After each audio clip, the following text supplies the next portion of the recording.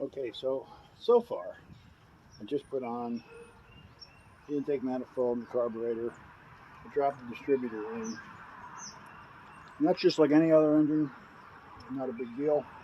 Here's where it gets different if you're going to be switching from fuel injection to a carburetor. One thing is you need one of these guys, like I said in the earlier video. That gets wired up over here to your throttle position sensor wiring. You got to look it up because this is on a 97, and the instructions are pretty specific when you buy one of these, and they'll tell you which one's the ground, which one's the power, and which one's your signal. On this one, the ground, of course, is black. The power wire is gray, and the signal wire is green. But on yours, it might be different, so you have to look it up. Second thing you have to wire up is a distributor, and that's pretty easy.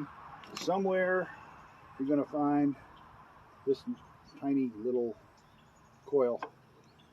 There's 3 wires coming out of it. There's 2 white ones, one white with a black stripe, and a pink one. Pink one is your power, and these are your tack. So you just wire that up to your little pigtail that goes into the HEI. The 2 white wires onto the green, and the pink wire goes onto the red, which is the battery power. And that's pretty much all there is to that. Third thing, because we're running a 4L60E and it's electronic, is there's going to be a cam sensor on your timing cover. I did replace the timing cover.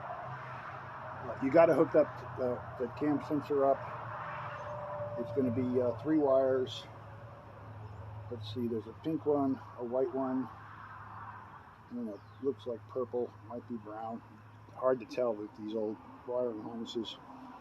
Now, without these 2 things, this here and the cam sensor and the tack signal, 3 things, sorry, you're just not going to get your transmission to shift at all. You don't have to buy one of those aftermarket deals. If you want one, get it, but if you don't have to. Just make sure those 3 things are hooked up. Make sure all your grounds are hooked up, and it should shift just fine. We're going to find out in a little bit. All right, here's a little known fact. I suck at editing, so I got to get this done in one shot. All right, I already went over the, how you got to get the correct components to carburetor. You got to get an intake manifold that matches your cylinder heads. I've got that from US Shift. I got the throttle position sensor over here. Now coming up from the bottom, I know the light's terrible, but here we go. Coming up from the bottom, you got this guy here that goes down to your crank sensor. You got to wire that into your tack signal from your HEI distributor. This is a temperature sender.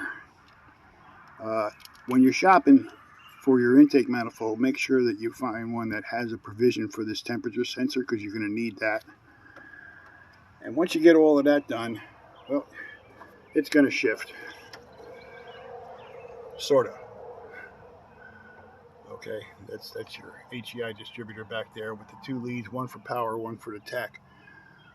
It ended up that it started hunting around between the 3rd and 4th shift. So what I did was I rigged this guy up so that I could install the MAF sensor and the temperature sensor that go to the computer. Turns out that part of the calculation of when to shift comes from the MAF, and if you don't have it hooked up, it's not there. I actually used the original intake, the cold air intake that comes with the Vortec, and I just rigged up this little elbow here. Came off an old K&N filter. And this little guy here that matches the size of your carburetor. You can use anything you want as long as it's relatively heat resistant. This is temporary. I'm going to make it pretty later. You just need to get something that'll fit over the top of your carburetor, and that this little grommet here will fit into. I think I got that off of a cold air filter. And this is actually a case from a tape called frog tape. that happened to fit just exactly right. You've seen it before. It was in the other video. It was the one that was I was using as a cover for the carburetor. And that's basically, once you get all of that done, and you know, I originally was going to use this, but it's really designed for a higher pressure. So I put a deadhead one in here. It keeps it right around 7 pounds pressure. And there you go. But, you know, the proof is in the pudding, as they say. I don't know where that came from.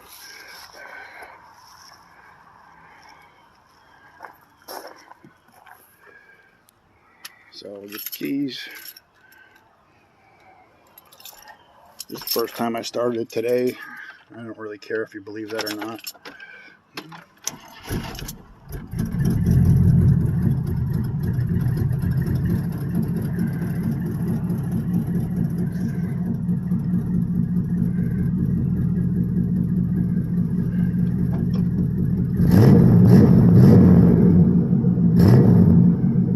As you can tell, throttle response is almost instant.